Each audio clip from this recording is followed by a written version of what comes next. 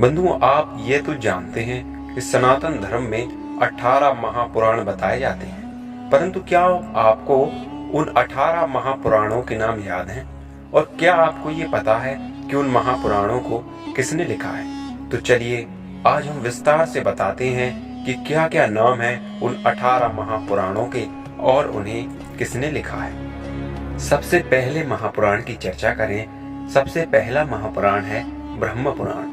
ब्रह्म पुराण को महर्षि व्यास जी ने लिखा है। दूसरा महापुराण पद्म पुराण। पद्म पुराण को महर्षि वेद व्यास जी ने ही लिखा है। विष्णु पुराण की रचना ऋषि पराशर जी ने की थी, जो महर्षि वेद व्यास जी के पिता हैं। चौथा है शिव पुराण। शिव पुराण को भी महर्षि वेद व्यास द्वारा ही लिखा गया है। पांचवा है श्रीमद् भागवत पुराण। श्रीमद् भागवत पुराण को पारंपरिक रूप से वेद व्यास ने लिखा है। वेद व्यास को महाभारत के लेखक और वेदों के संकलक के रूप में भी जाना जाता है। छठवां पुराण भविष्य पुराण है। भविष्य पुराण महर्षि वेद व्यास द्वारा ही रचित है। इसे संस्कृत भाषा में लिखा गया है। भविष्य पुराण में भविष्यवाणी, धर्म, कर्म, विविध धार्मिक विचार, व्रत, पूजा और यात्राओं के बारे में ज्ञान दिया गया है और कलयुग में होने वाली आगामी घटनाओं के बारे में बताया गया है। सातवां पुराण नारद पुराण है। नारद पुराण को महर्षि नारद द्वारा लिखा गया है। ये 18 महापुराणों में से है जो स्वयं महर्षि नारद द्वारा कथित है। आठवां मार्कंडेय पुराण है। मार्कंडेय पुराण को महर्षि मार्कंडेय ने लिखा है।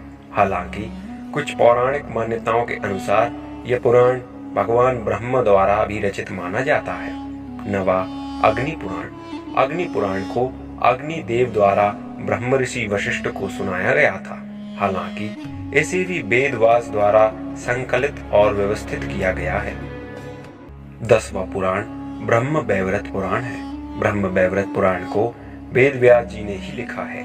यह पुराण हिंदू धार्मिक ग्रंथों में से एक है और इसमें राधा कृष्ण भक्ति रस के विषय में वर्णन है। वेद व्यास जी ने इस पुराण को 18,000 श्लोकों में विस्तृत किया है। 11वां पुराण लिंग पुराण है। लिंग पुराण 18 प्रमुख पुराणों में से एक है, जिसे मूल रूप से महर्षि वेद व्यास ने ही लिखा है। हालांकि कुछ स्त्रोतों के अनुसार इसे ब्रह्मा जी ने ईशान कल्प में लिखा था, जिसे बाद में वेद व्यास ने संक्षिप्त किया है। यह पुराण मुख्य रूप से शिवलिंग के रूप पर केंद्रित है और इसमें शिव पर कई भजन और चर्चाएं शामिल हैं। यह पुराण विष्णु, ब्रह्मा और अन्य देवताओं से संबंधित कहानियां भी बताता है। 12वां पुराण वराह पुराण है। वराह पुराण को वेद व्यास जी ने ही लिखा है। 13वां पुराण स्कंद पुराण। स्कंद पुराण की भी रचना ऋषि व्यास जी ने की थी। उन्होंने इसे अपने शिष्य सूत को पढ़ाया था, जो नैमिषारण्य में यज्ञ कर रहे थे। तब उन्होंने अपने शिष्य सूत को स्कंद पुराण पढ़ाया था। 14वां पुराण वामन पुराण है।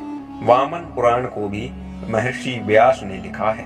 वामन पुराण 18 महापुराणों में से एक है, जिसमें भगवान विष्णु के वामन अवतार की कहानी विस्तार से बताई गई है। 15वां पुराण कूर्म पुराण है। कूर्म पुराण को भी वेद व्यास जी द्वारा ही लिखा गया है। 16वां पुराण मत्स्य पुराण। मत्स्य पुराण को भी ऋषि वेद व्यास जी ने ही लिखा है। 17वां पुराण गरुड़ पुराण। गरुड़ पुराण हिंदू धर्म के 18 महापुराणों में से एक महत्वपूर्ण पुराण है, जिसे महाभारत की रचयिता और अन्य पुराणों के रचयिता वेद व्यास जी ने ही लिखा है। इसे वैष्णव पुराण भी कहा जाता है। यह पुराण मुख्य रूप से भगवान विष्णु और पक्षीराज गरुड़ के बीच जीवन, मरण और पुनर्जन्म को लेकर हुई वार्ता का वर्णन करता है। इसमें भगवान ने पक्षीराज गरुड़ को पापी मनुष्यों को दी जाने वाली यातनाएं, कर्म, धर्म, मृत्यु लोक की और यम लोक की सारी स्थिति और व्यवस्था का वर्णन बताया है। इस पुराण में 19,000 श्लोक हैं। इस पुराण में जीवन मरण के चक्र में मानव कैसे फंसता है, कौन से कर्म उसे भासते हैं, ये सब बताया गया है। 18वां और अंतिम पुराण ब्रह्मांड पुराण। ब्रह्मांड पुराण को ऋषि व्यास ने ही लिखा है।